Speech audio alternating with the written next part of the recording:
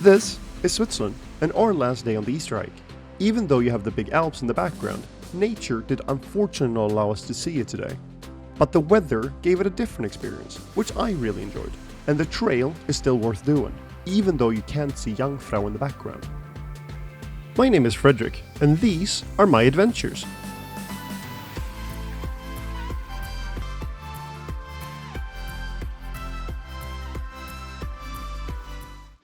New day, new adventures, and you can see how healthy this guy is right here. Only those, which is pure butter. We're having our breakfast in peace, but little did we know, because it was going to be a very cold day. Okay, so we're starting a new day, and it's I would use the word brisk. It's like 2 degrees. We're wearing shorts. we didn't expect it to be this cold, to be honest. So yeah. Somewhere here. I don't think, or maybe it's up here. It's probably up here, because that's just a parking lot. Can we walk a bit faster so we gain them? Go ahead. By the way, there's snow down there, so it's not the warmest area. I tried to push Paulius to take slightly longer steps, just to generate that additional body heat. And people tend to forget that you generate more body heat by walking a little bit faster. In the Marines, we ran in circles on cold days, just to maintain our core temperature. How is it, Paulius? Slightly cold. No, it's actually good. Yeah, it's starting to heat up a little bit. It's good to have extra buffs or extra winter hats from Scandic, Fullen, something. Fallen. World Cup in cross-country skiing. Oh yeah, it is this way. You know, I always need to tell him where to go. Also, this hike was hard to rate. I think it's an incredible experience to walk through this type of climate. But it's hard to assess the overall value and the hike in this weather. I will base my rate on yesterday's experience regarding views, and this trail took you a lot higher and a bit more, let's say, remote in Switzerland. So I give it a 7 out of 10. I would assume it's one of the best trails when you can't go too high up in the mountains yet. For seaworthiness, I rank it a 6, mainly because I know what's in the background, and the trail itself is actually very nice. For physical effort, I give it a 6, mainly because we did 2 sections in one day, but by walking backwards, we also didn't have too much of ascent. It's still a bit early in the season to hike, and the route has not been fully cleaned yet, therefore there are some obstacles along the way.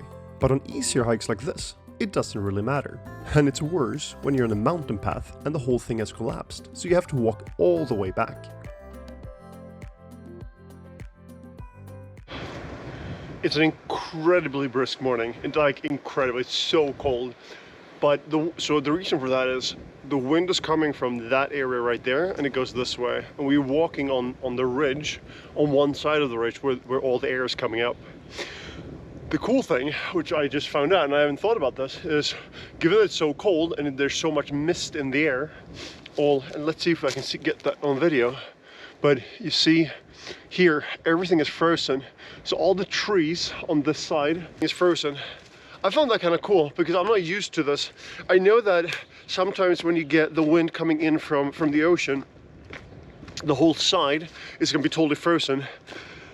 But it has the same effect here when you have so much moisture. As you can see, it's like this whole thing here is just misty. It's just covered by mist.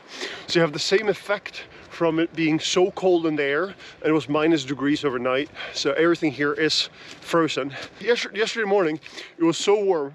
The whole morning was super warm. We only had a t-shirt and shorts, nothing else. Started sweating instantly. And then today, it's so cold. And if you put too much on when it goes up and down like it does right now, I started sweating a while ago. If you have all that stuff on, you're gonna get even sweatier, which is usually not a good idea. So you want to keep on the verge of, you know, being a bit cold. And then whenever you stop, you take your warm stuff out, take the sweaty stuff off, keep warm. And then once you start walking again, you put on your wet stuff and just keep going. This hike is located near the UNESCO biosphere Entlebusch, which is of course a protected area. There are few nature reserves across Switzerland, but Entlebusch is by far the biggest.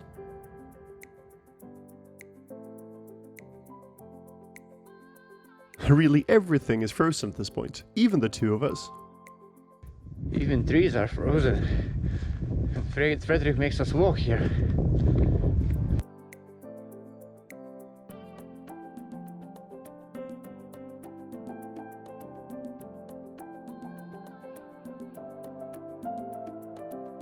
We're currently on the north facing side of the mountain and we're only on 1,300 meters. But what this really tells you is, you saw yesterday everything was melted, there were no snow anywhere because we were on the south facing side. And I've said this before, if you hike in the spring, you want to find the areas where it's facing south because otherwise the snow is still going to be there. As you can see here, it's snow everywhere. Okay, now it's a bit misty as well, but the snow will be here for like a month more, I would assume. Usually, when you hike this area, we didn't see too much yesterday, but today, this is a very known area actually, but you would have these places where you can go and take a coffee, take a beer, lunch, whatever, just chill. And actually, you could take the car up here. They had a parking spot for lazy people.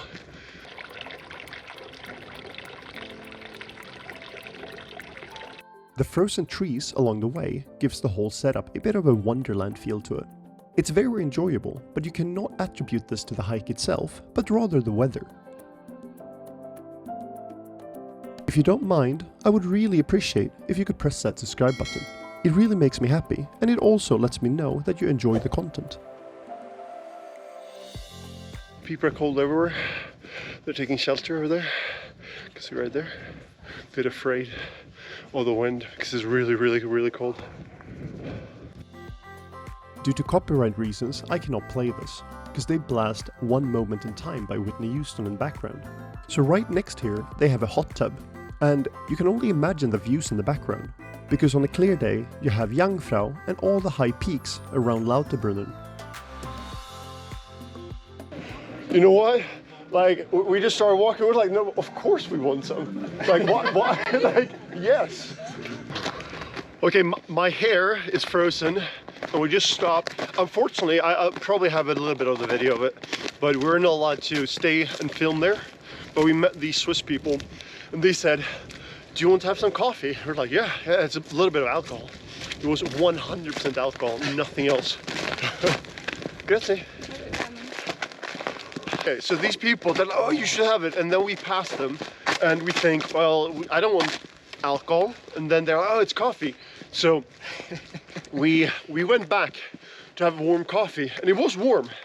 It was warm for a while. Yeah, but honestly, there were no coffee in there. Like, there were no coffee. It was just pure schnapps, and it was a whole glass of just schnapps. We continued our journey slightly tipsier, and surprisingly also slightly colder. One would have assumed that alcohol would actually warm you up.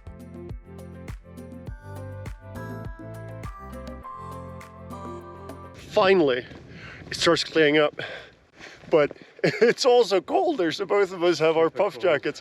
It's like my fingers are getting white. It's so cold. Mine are not bending anymore. Given we do the trail backwards, we started much further west, and we're going eastwards over to Voldhusen, where we're going to end, and then we're going to take the bus back to Zurich. But anyway, given that we do that, we do the reverse ascent and descent, which is kind of nice because today it's just 1,000 meters down. And the beginning, we just climbed up to this mountain. I mean, for most countries it is a mountain. For us right now, I guess, living in Switzerland, it's not really a mountain. So we're gonna have this gentle stroll all the way down to where we have our bus, hopefully. So today, it's 29 kilometers, and it should take about the same time as yesterday, 9.5 hours. Time for lunch. This one.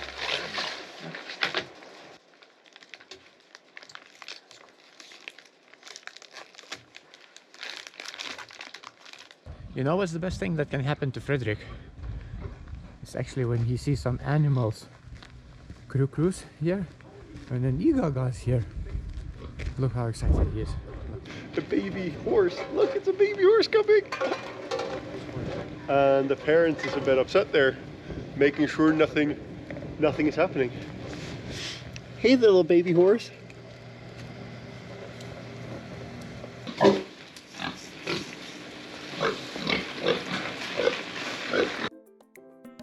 I'm always made fun of because I always get equally excited when I see animals at the farm, but I actually don't care. We continued and found a hill with interesting information.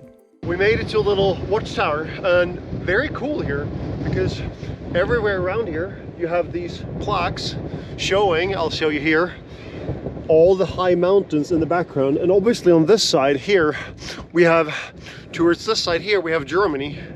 If we go further, you know, that way we will have France. Italy comes down there behind all the Alps. But the thing here is the Alps are right behind us. We were up there on, let's say, the mountain top, because it's so small nowadays, or right now compared to everything in the background. But so we were up there. But the real Alps, the big huge ones, you will have Jungfrau behind here. You will have, you know, all the biggest, the Jura mountains right behind us. It's not much left of the hike, and we came across a normal way to buy refreshments on this type of hikes. Here we have a Wanderbistro, which is a bistro where you can eat. And in here, you take what you want. They have beers and stuff, and then some trash bin snacks, and then Lieblingsmensch. So what you do then is, and they, here in Switzerland, they're so trusty.